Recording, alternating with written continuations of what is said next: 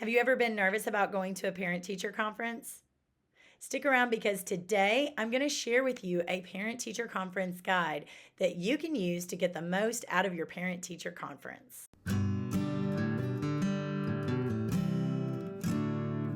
Hi, I'm Rebecca with the Parent Teacher Bridge, where you can find the ideas and resources you need to empower you to be your child's most influential teacher. And today I'm talking all about parent teacher conferences. I have with me a conference guide, and you can get this absolutely free. I will leave a link for you in the description below. And without further ado, I'm going to go over with you some things that will help you get the most out of your parent teacher conference. Oftentimes, if you go on a scheduled conference night when everyone else is going, you may only have 10 or 15 minutes to talk with that teacher.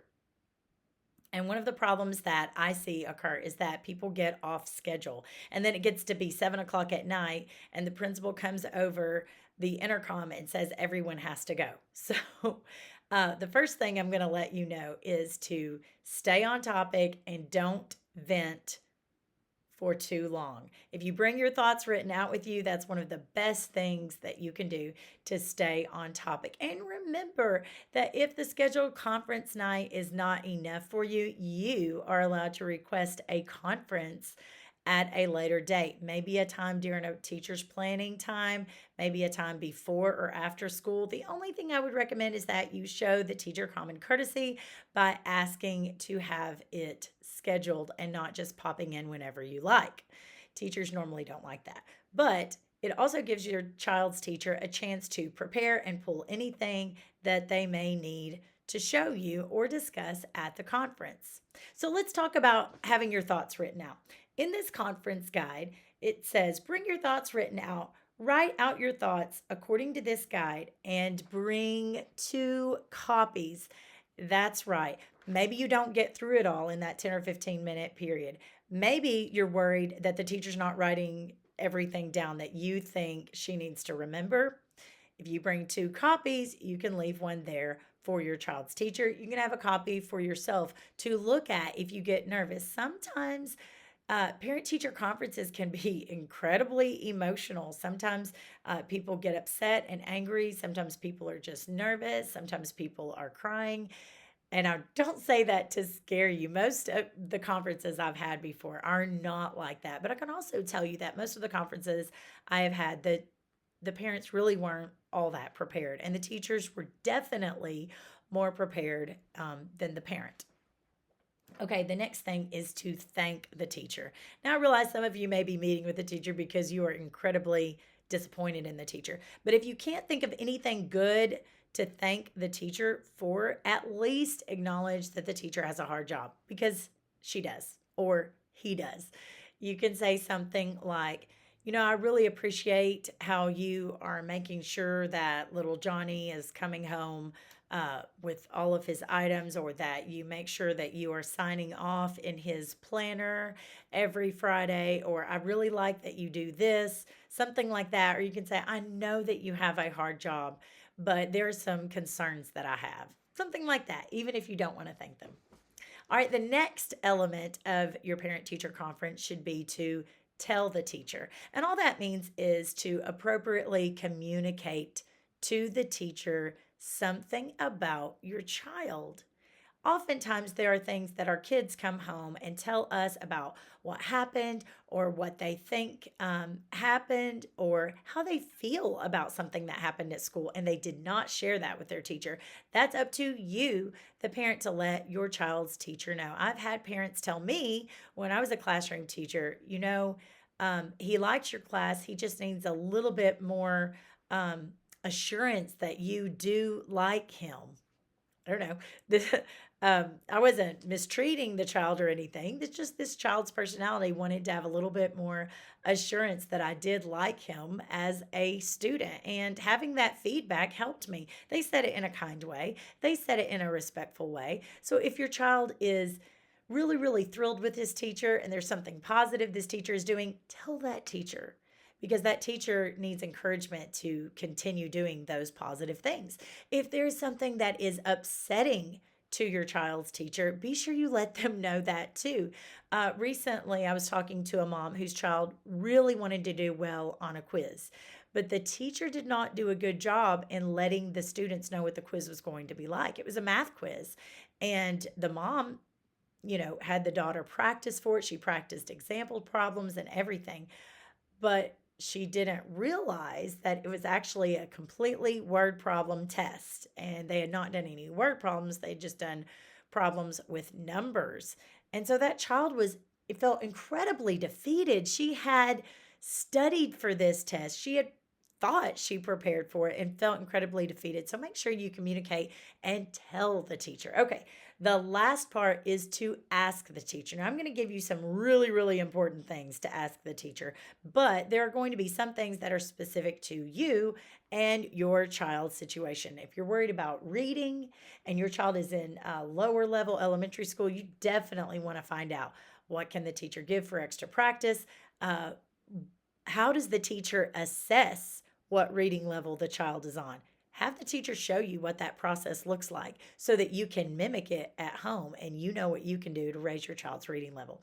But before getting into any specifics like that, I'm going to give you 9 questions, and they're all right here on this conference guide. Number 1, what are my child's strengths and weaknesses at school? And this is so that your child's teacher, can directly be made to think about the positives about your child, but also let you know on things that they can work on. Sometimes teachers have teachers' pets, and sometimes your child might be doing really, really well in school, but that doesn't mean that your child is perfect, and there's something that your child can work on. Press the teacher to get at least one thing from the strengths and weaknesses. Number 2, how often are grades collected? Did you know that it's more difficult to get a good grade average if your child's teacher is only taking like 3 grades for the whole semester? Now, some of you parents out there have online databases where you can log in for your child's grades and you can see what grade your child made before they even brought the graded test home. That's wonderful, wonderful way of communicating. But I realize not all of you guys do. And just know that you are allowed to ask those things and you're allowed to email that information from your child's teacher. Number 3, what assignments are graded and how are they weighted?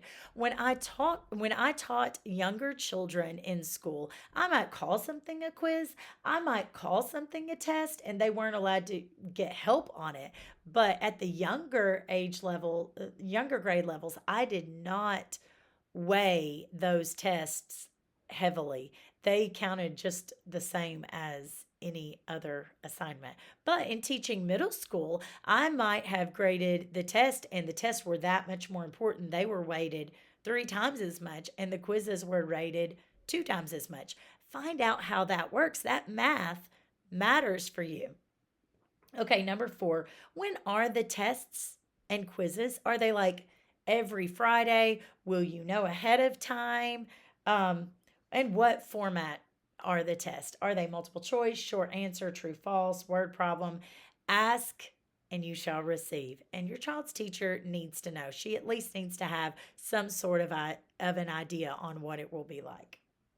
All right, and number 5, are there study guides? When I was growing up, teachers had study guides. I guess they were concerned with children learning, right?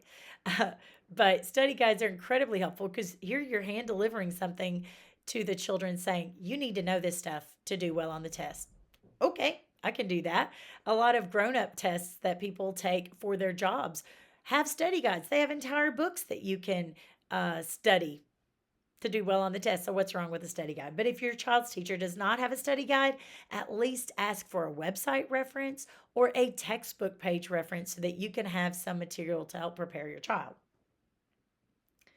Number 6, big one.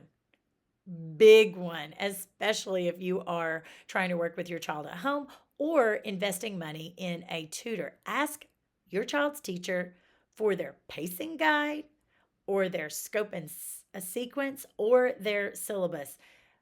You will hear it called different names, but basically it is, what is the teacher teaching and when? Like, are they covering mixed numbers the first month of school, and then the next month they're doing geometry, and the next month they're doing this, and the next month they're doing that.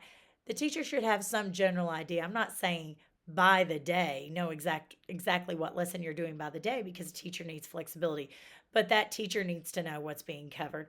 In the county that I live in, the county level has pacing guides, and so every teacher that teaches that grade level in the county needs to adhere to that county pacing guide. Ask, ask, ask. Most parents don't think to ask these things. Okay, and number 7, may I see graded assignments from my child?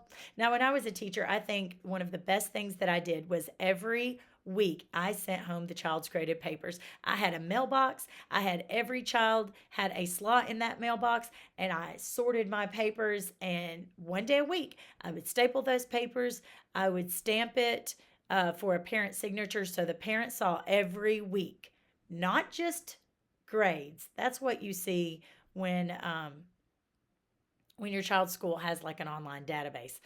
But to actually see the work, that lets you know so much. It lets you know the teacher's style of the assignments. It lets you know, what did your child miss? Did your child likely miss that because they were rushing or they weren't paying attention? Or did your child truly not understand that? There's so much that you can tell from seeing the graded papers. And if your child's teacher is not doing this, that doesn't mean that you can't ask to see it. These days, because we have cell phones, you can easily ask a teacher to send a screenshot to your phone. And especially if you have a struggling student, you deserve to ask that. You deserve to have that information. Okay, number 8. What resources can you send home with me to help my child?